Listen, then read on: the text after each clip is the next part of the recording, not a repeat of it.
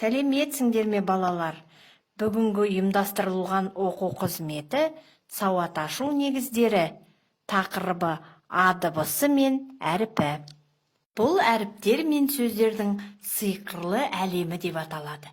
Кітап жай кітап емес, сиқырлы кітап. Енді балалар мұқият зер салып қараңыздар. Әріпі. А әріпі. Аққу. Аққу.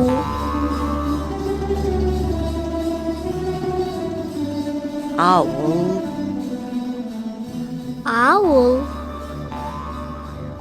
Алма. Алма. Ағаш. Ағаш.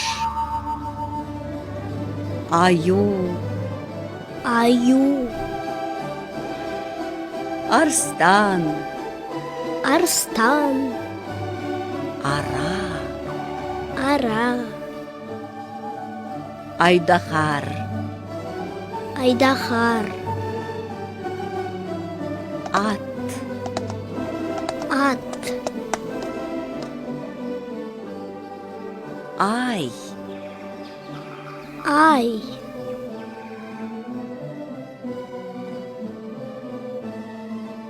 Айгүл. Айгүл.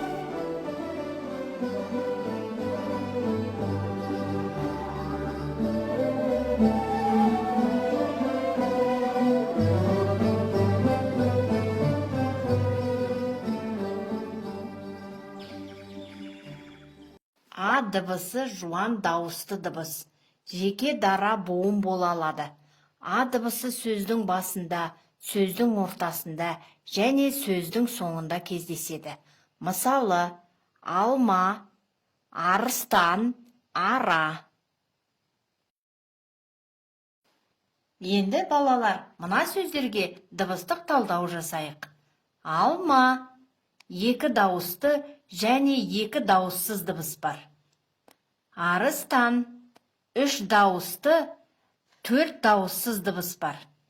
Ара, екі дауысты және бір дауыссыз дыбыс бар. А дауысты дыбыс қызыл текшемен белгіленеді. Бүгінгі А дыбысына байланысты сөздерді менімен бірге қайталайықшы, кәнекей балалар. Ана, ата, апа, аға. Бүгінгі өткен А дыбысына байланысты алма туралы өлеңді жаттап алайық. Алма бақта піседі, жерге топ-топ түседі, теріп алып балалар мәз-мейрам боп жүреді. Ал ендеше балалар, осы өлеңді келесі сабақта жатқа айтайық. Қош сау болыңдар.